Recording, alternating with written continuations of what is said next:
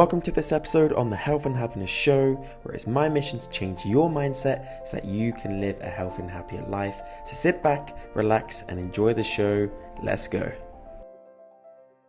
Hey guys, it's Ollie here, and welcome back to another episode on the Health and Happiness Show, where today I'm going to give you 5 actionable steps that you can implement today to start creating a healthier and happier life. The key word there is creating. That is because you are the leader in your own life. You are the captain of your own ship, and you are the author of your autobiography. And every single day you get to write what's on that page, because we are given and we are blessed with 24 hours of time. That is why it's called the present. It's an opportunity of time for you to create a healthier and happier life. So without further ado, let's get stuck into the show. Now, it kind of makes logical sense for me to first define what actually health and happiness means before I give you the steps to reaching them. And of course, everyone's definition will vary from person to person, but these are at least mine. So starting with health, for me, there are 4 pillars that make up good health. And in the Health and Happiness Academy, I teach the students the 4-pillar formula. The 4-pillar formula is mind, body, love, and soul. These are the 4 pillars that create good health. So within the mind, this is the mindset. When I was diagnosed with brain cancer, I became obsessed with my health and getting into my mental health. I was facing a 5-year prognosis. I needed to make the switch. I needed to make the change, and I studied everything to do with the mind that falls into the brain. If you understand the brain, then you understand the master controller of your body, and everything changes from there. Change your mind, change your life. Pillar 2 is body. This is our diet. This is our exercise. This is our lifestyle. This is our sleep. There are so many core elements that make up good physical health, and we are given that opportunity to work on those every single day. Yes, you get to decide whether you work out today. You get to decide what you eat and what you don't eat. You get to decide the quantity of sleep that you get, and sometimes the quality, right? You get what I'm saying. Pillar 3 is love, and this is looking at the relationships, both with others and yourself. If you have a poor relationship with yourself, then you're never going to reach a state of good health or happiness as a result. Equally, if you're constantly in a back and forth argument of stress and worry and anger between you and a partner, you and a work colleague, you and a friend, then you're never going to create a good level of emotional health. Pillar 4 is soul, and this is the spiritual inner peace that we get when we find connection in a disconnected world. Yes, we are maybe connected via social media, but through that connection, we have created a disconnection for human touch, for human language. And as a result, we are feeling incomplete as a result, and we haven't got optimal or complete health. So those 4 pillars, mind, body, love, and soul, in my definition, create good health. It is why they are the 4 pillars in the academy, and it's why I teach them to my students each and every day. Moving into happiness. To be honest, happiness, the pursuit of happiness is such a big topic, and I recorded a podcast episode on it just not so long ago. I would recommend that you check it out. But to be honest, the pursuit of happiness for me is the purpose of life. Every single day I wake up with excitement. I jump out of bed because I am doing something that I love. I'm doing something that gives me meaning and fulfillment and excitement, and as a result, that gives me happiness. I've never been in a situation where I can afford, the big houses and the fast cars, and maybe one day I will, and then I can learn whether that gives me happiness. But from what I've learned from studying person after person, mentor after mentor, high performer after high performer, I've learned based on the science that these external gratification items, material goods, don't give you that happiness. It is that inner happiness, that inner fulfillment, that inner meaning, and what I call purpose, which is absolutely key. So I think a good starting point and your first actionable step to get into would lie in awareness.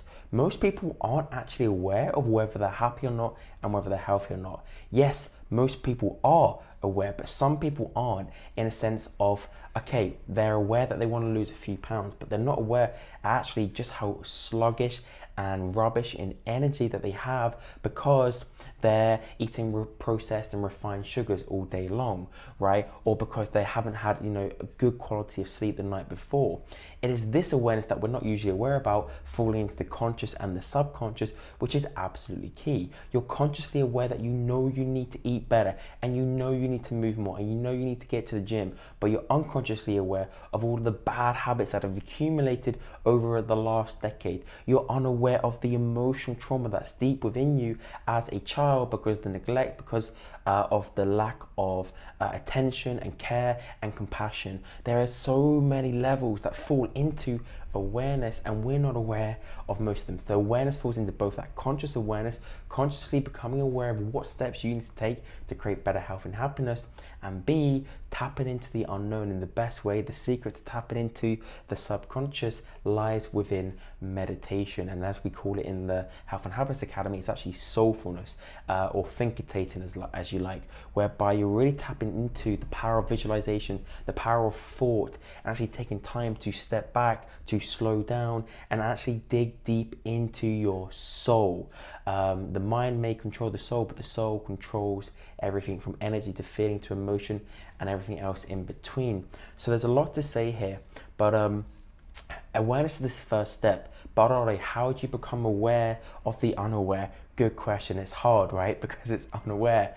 But my advice would be to start with meditation, and then from there, even just taking time to take 5 minutes and just think, just to slow down, because in such a fast-paced world, seldom do we slow down, which ironically, when you slow down, you start to speed up and you start to get to where you want to be in your life. So you absolutely must become aware. So through meditation, and second of all through journaling, it's going to heighten and enlighten your awareness and your experience in that. Okay, so what that means is through written word, through pen to paper, you're going to start becoming aware of the thoughts and the feelings and the emotions that you hadn't even considered, that were lying deep within your unconscious mind. Because here's the power of it, right? When you first put that pen to paper, you're like, what the hell do I write? And I always advise to my students to start by practicing something that you're grateful for. That's going to put you in a positive state of mind, and from there, the more that you start to write, the more the unconscious starts to kick in. Bonus points, if you listen to binaural beats, it's basically a science of sound, then you're going to again heighten that journaling or even that meditative experience. But there would be 2 starting points to gaining that awareness: becoming aware of the unaware, and then changing the conscious awareness. That would be step 1. Number 2 would be to ask for help. I would absolutely say maybe one of the biggest drivers to changing my life, basically, and thus creating health and happiness, has been raising your hand and asking for help. Now, there's such an irony in this and a paradox, in the sense that when I was at school, when I was shy, when I was introverted, I was too scared to raise my hand and ask for help. And as a result, I did not excel at school. I did not ask questions out of the fear of looking silly, out of the fear of asking or saying something wrong, out of the fear of judgment, right? And it holds you back. Here's the power: when you ask questions, you get answers. What are answers? They are the next step on your journey. That is the key. That is the magic. You need to be asking questions every single day. Questions to yourself, questions to others, questions to the people above you. I've taught, I teach the law of 33% in the academy. It's where, you spend 33% of your time with people on the same level as you, below you, and above you.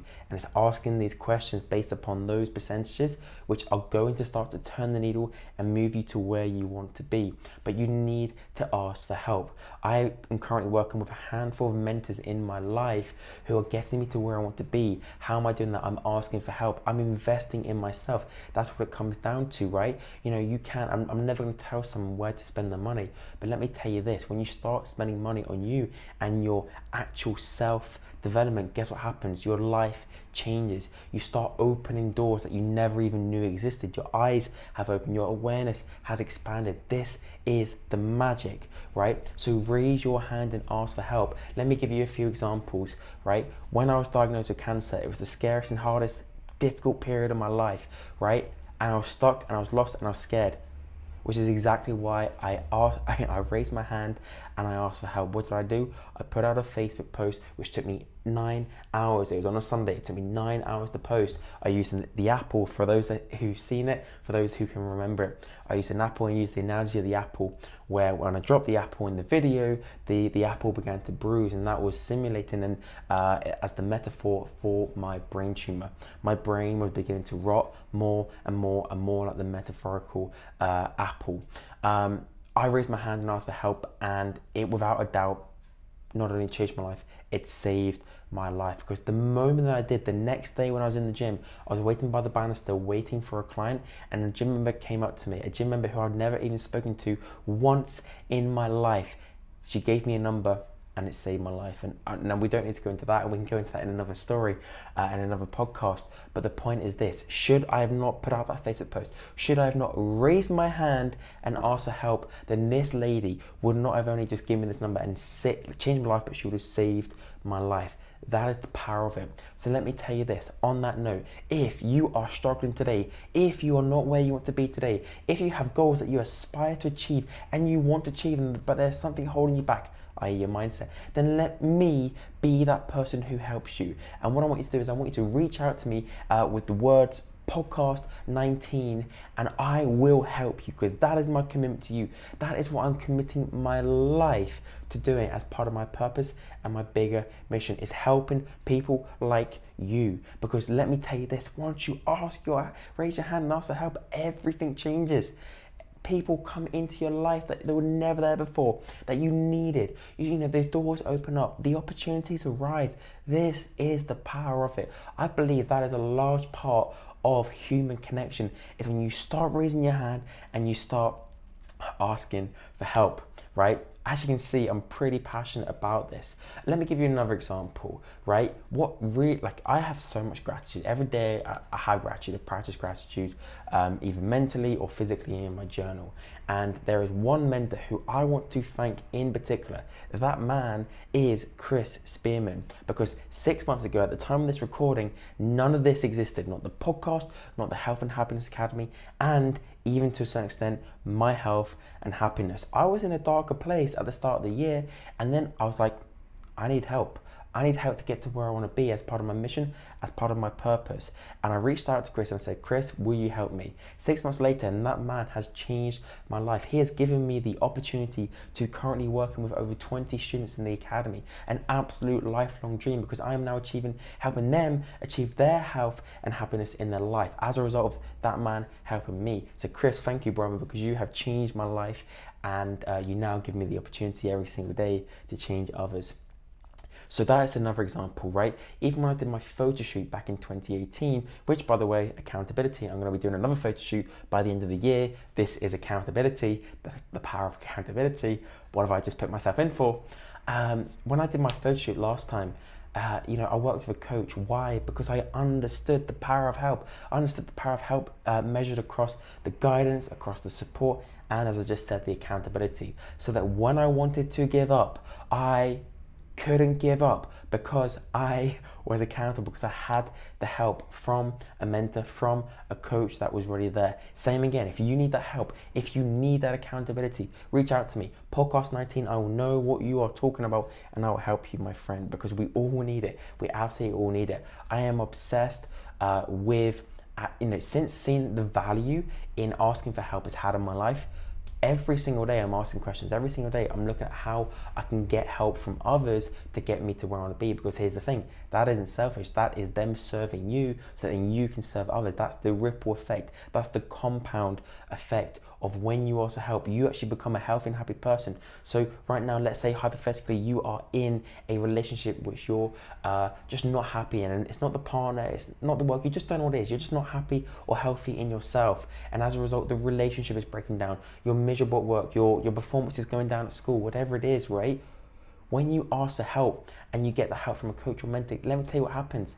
You become a healthy and happy person. Let me tell you what happens. The ripple, the compound effect. Your relationships improve. Your education improves. Your career performs better. You become a better mother. You become a better father. Whatever it is, you get what I'm saying. This is the power of raising your hand and asking for help. So we've got awareness and we've got becoming aware, and we've got asking for help. Number 3, actionable step number 3, become a student of learning. Become obsessed with learning, right? Up until the age of 16, I hadn't read a book in my life. The only book I had read was Of Mice and Men, and that was in GCSE English, and that was because we all read it together as a class, and I wasn't even paying attention anyway. I was writing my gym workouts for the night, that night, right? And then it gets to 16, and I was like, I am not going to get to where I want to be mentally, physically, emotionally, and spiritually in life unless I devote my time and attention and my energy to education. The secret of education is empowerment. Education empowers you because, like asking questions, right? Let's say you don't know let's say you don't have to lose weight.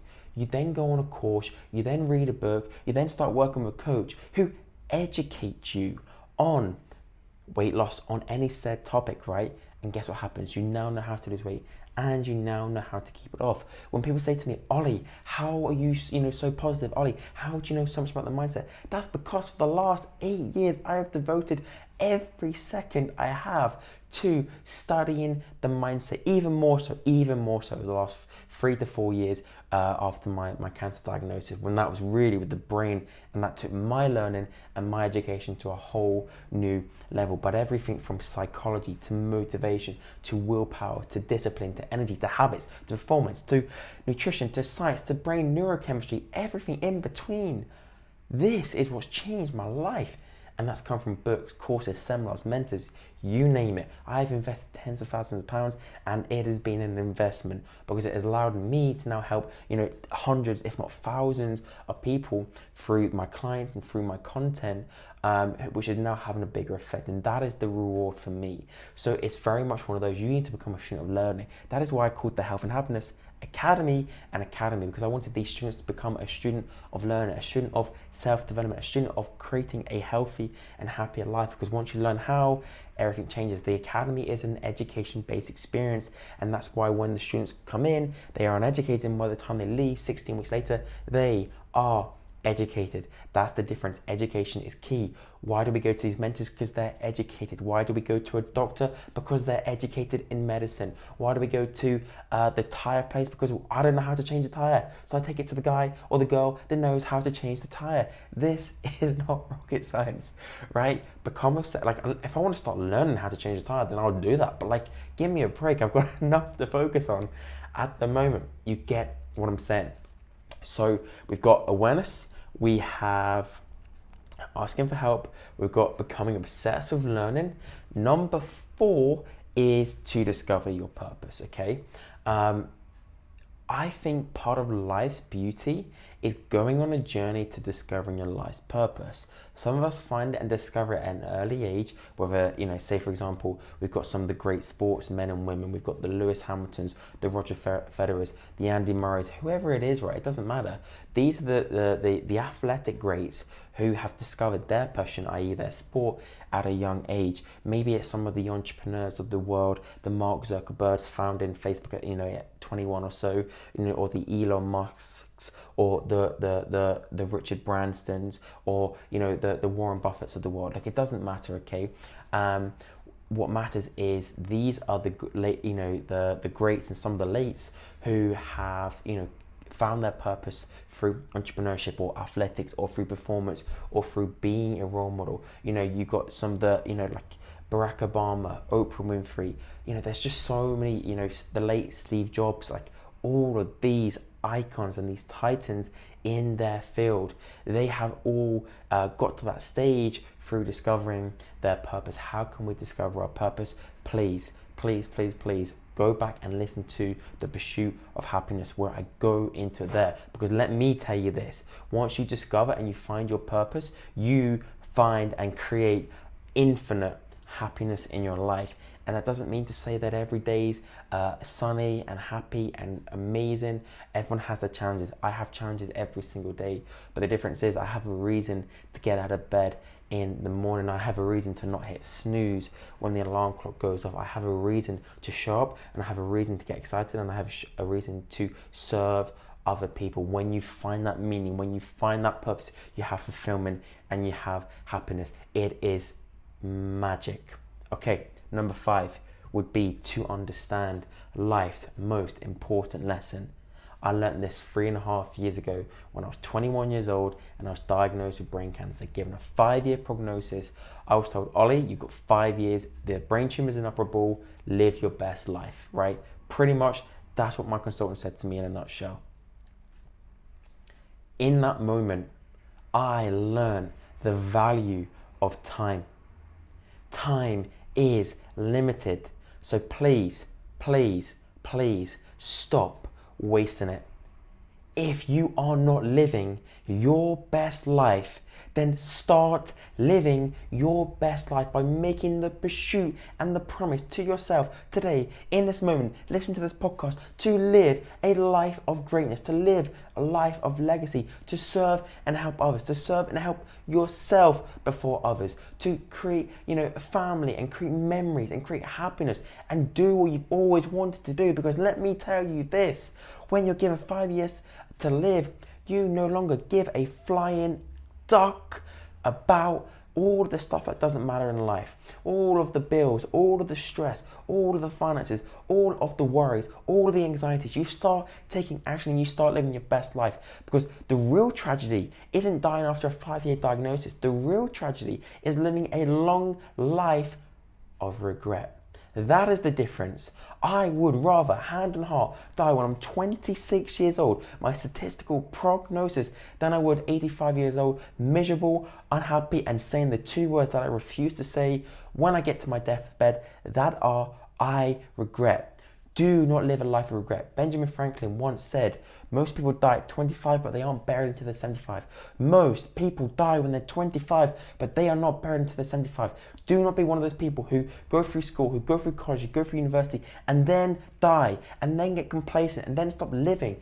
Start living. Start living today, in this moment, from this podcast, and start going on the pursuit to greater health and happiness in your life. Because let me tell you this, these may be 5 actionable steps that you can implement today, and you will start today. But it is only the start, and it's a relentless pursuit that you have to give time and attention to every single day. Because I say this, hand on heart, if today was my last day, I would die happy. Ask yourself that question today. If today was your last day, would you die happy? Because here's the thing, you're going to die. And that's something you're blocking out. From the moment that you're born is the moment that it's literally a limited time frame before you die.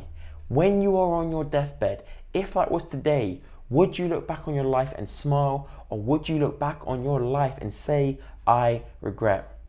Live every day like it's your last.